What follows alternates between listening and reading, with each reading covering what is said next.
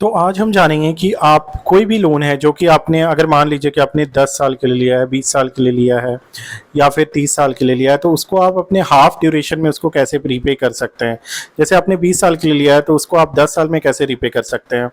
अगर 10 साल के लिए लिया है तो अपने 5 साल में उसको कैसे रीपे कर सकते हैं। तो इसके हम 3 सिनेरियो को डिस्कस करेंगे। तो ठीक है, तो चलिए एक सिनेरियो हम लोग पकड़ते हैं कि जहाँ पे सिनेरियो है, जहाँ बोरोवर ने क्या किया है, एक 50 लाख का लोन लिया है 20 ईयर्स के लिए at the interest rate of 7.4%।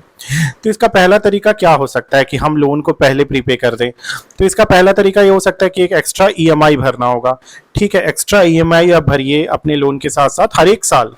तो इससे क्या होगा ना कि आपका जो लोन है ना वो 17 ईयर्स में ही कम हो जाएगा। 70 जैसे आपका 20 साल लग रहा है तो आप 17 साल में ही उसको चुका सकते हैं।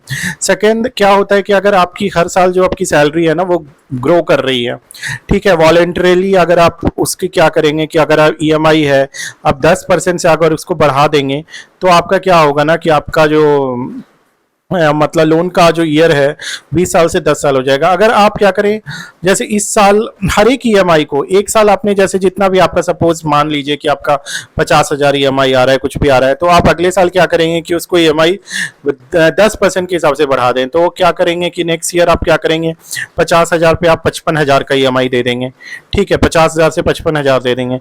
तो उस पर क्या होगा कि इस ऐसे करने से क्या होता है कि आपका जो टेन्यूर है वो हाफ हो जाएगा। और तीसरा ये भी हो सकता है कि अगर ना आप हर एक बार हर एक साल प्रीपे करें 5% of your outstanding home loan, और तब भी आपका जो टेन्यूर है वो 10 साल तक हो सकता है।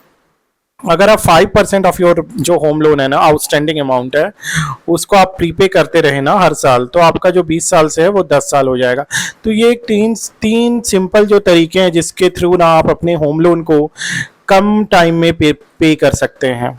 तो ये है।